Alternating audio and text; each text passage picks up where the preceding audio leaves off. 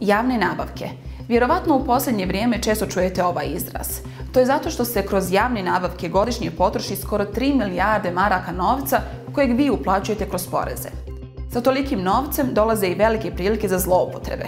Tako stručnjaci procjenjuju da korupcija godišnje u javnim nabavkama odnese više od 400 miliona maraka vašeg novca. Umjesto za bolnice, škole, bolje puteve, taj novac završi u džepovima korumpiranih funkcionera.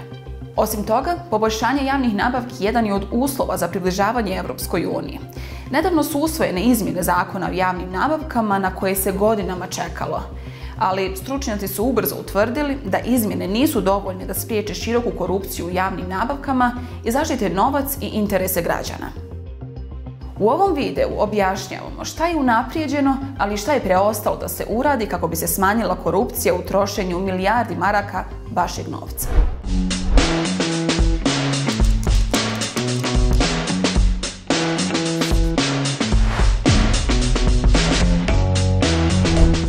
Na ovom aerodromu u aprilu 2020. godine premijer Federacije Fadil Novalić dočekao je 100 respiratora dostavljenih iz Kine.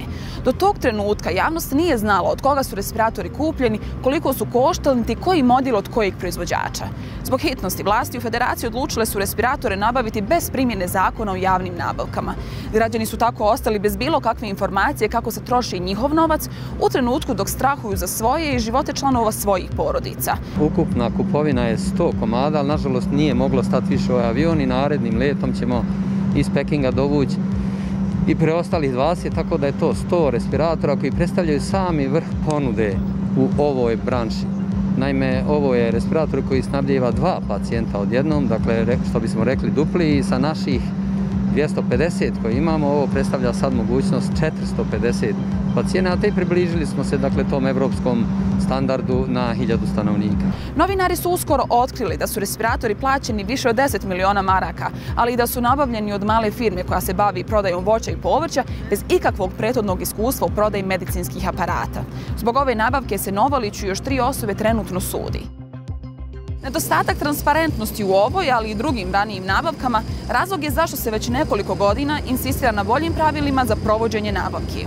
Mi imamo situaciju da nam političke i ekonomske elite kontinuirano koriste takve zakone kakve imamo u svrhu praktično nekog svog ličnog bogaćenja ili zloupotrebe javnih sredstava. I onda dolazimo u stvari u takve situacije da je cijeli sistem javnih nabavki u stvari postavljen pogrešno, odnosno pogrešno se tumači od onih koji bi trebalo da ga sprovode.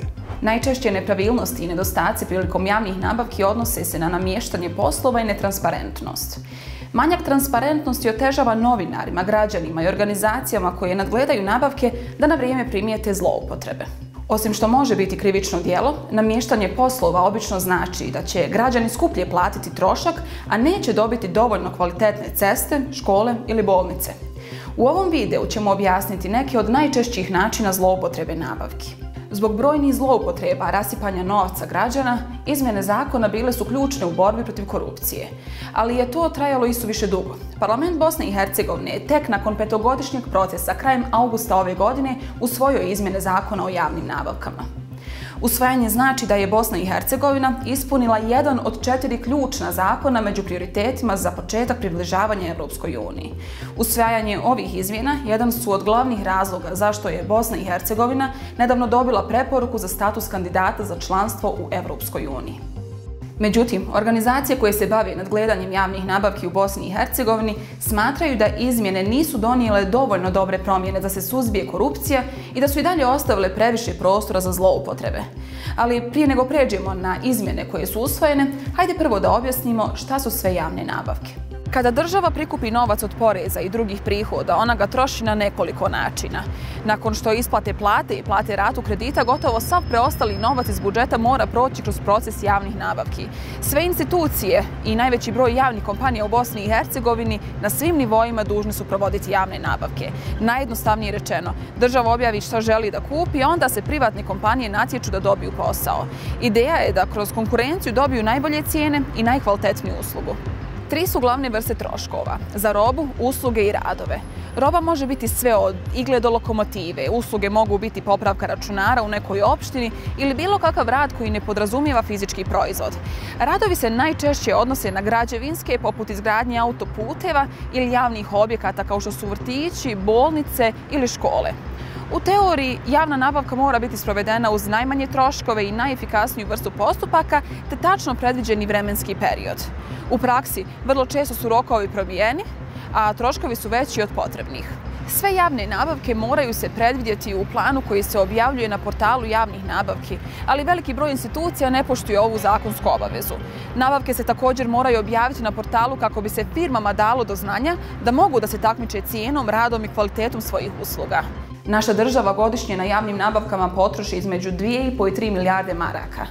Grupa nevladnih organizacija je kroz projekat da nabavke budu javne procijenila da se između 400 i 500 miliona maraka izgubi zbog korupcije. Izmjene zakona iz augusta ove godine donose niz promjena. One se najviše odnose na tehničke promjene za rješavanje zastoja koje su institucije primijetile u provođenju nabavki. Ali nezavisni stručnjaci i nevladne organizacije kažu kako je vrlo malo promjena koje se mogu nazvati značajnim ili pozitivnim. Mi u ovom novom zakonskom tekstu jesmo praktično donijeli neke bitne stvari tipa učestvovanje domaćih privrednih subjekata i europskih pravnih subjekata u javnim nabavkama, natjecanje za domaće javne nabavke od strane evropskih kompanija i sve ono što praktično treba da imamo u svom okviru onoga trenutka kada budemo ušli u Evropsku uniju. Međutim, nismo riješili ove osnovne probleme sa kojima mi živimo. Zakonski tekst ne garantuje da ćemo imati transparentne javne nabavke, fair i korektne, da će tu poštovati aktivna konkurencija, da će biti efikasne, ekonomične i da će biti u konačnici izvedene sa onom famoznom maksimumom pažnjom dobrog domaćina. Do sada su institucije na portalu manje transparentne nabavke objavljivale u posebnom dijelu portala tek kada su završavale cijeli proces. Sada su obavezne te podatke objaviti i ranije na dijelu portala na kojem se nalaze i sve preostale nabavke. To bi trebalo povećati kontrolu. Također je uvedena i mogućnost da se kompanijama koje zloupotrijebe povjerenje zabrani učestvovanje u nabavkama na određen period. Osim nekoliko pozitivnih, izmjene donose i nekoliko rješenja koje stručnjaci ocjenjuju lošim. Do sada je institucijama ostavljena mogućnost da nabavke manje vrijednosti provode takozvanim direktnim sporazumom. On podrazumijeva manje transparentan i manje kontrolisan način trošenja novca. To je urađeno uz pretpostavku da za manje nabavke troškovi i vrijeme provođenja tendera nisu uvijek opravdani. I dalje ćemo imati korištenje tog famoznog direktnog sporazuma. Apsurdno je da i dan danas praktično najveći broj postupaka koji se dešava u javnim nabavkama je upravo taj direktni sporazum, čiji je čak i limit sada podignut. Ranije je bio ukupna vrijednost do 6.000 konvertibilnih maraka, sad je 10.000 maraka, 10.000 konvertibilnih maraka, tako da možemo očekivati još veći porast tih direktnih dogovora između javnih i privatnih subjekata. Šta je sljedeće? Iako je usvojen jedan od 4 ključna zakona za približavanje Bosne i Hercegovine Evropskoj uniji, ostao je cijeli niz preporuka koje nisu usvojene niti uvrštene u ovaj zakon. Ponovo nisu unaprijeđeni mehanizmi kažnjavanja osoba koje prekrše zakon. Samim tim ne postoji mjera koja sprečava zloupotrebe i korupciju. Bez obzira na nepoštovanje zakona, probijanje rokova ili drugog vida zloupotrebe, nećete snositi kaznu za takvo djelo. Onoga trenutka kada se otkriju određene devijacije ili zloupotrebe, vi nemate mogućnost kažnjavanja takvih ili zaustavljanja takvih praksi. S obzirom da su političari ti koji odlučuju o zakonu, opet nisu otklonjeni politički utjecaj na imenovanje i rad članova Ureda za razmatranje žalbi. To je tijelo koje razmatra žalbe za tendere i važno je u sprečavanju zloupotrebe, ali je često kritikovano da je pod političkim utjecajem. Osim toga, još uvijek se ugovori sklopljeni sa firmama ne objavljuju na portalu javnih nabavki. To bi omogućilo bolju kontrolu trošenja novca. Vijeće ministara sada treba da pripremi i pravilnik o načinu kontrole kompanija koje se prijavljuju na tendere. Također ostaje i potreba za novim sveobuhvatnim izmjenama kroz potpuno novi zakon o javnim nabavkama. Mi imamo zakon o javnim nabavkama preko 20 godina, znači dovoljno je više bilo prakse i treninga i puštanja jednostavno vremena da učini svoje, da svi akteri se ponašaju na način kako se očekuje od njih, nego se moramo početi kažnjavati.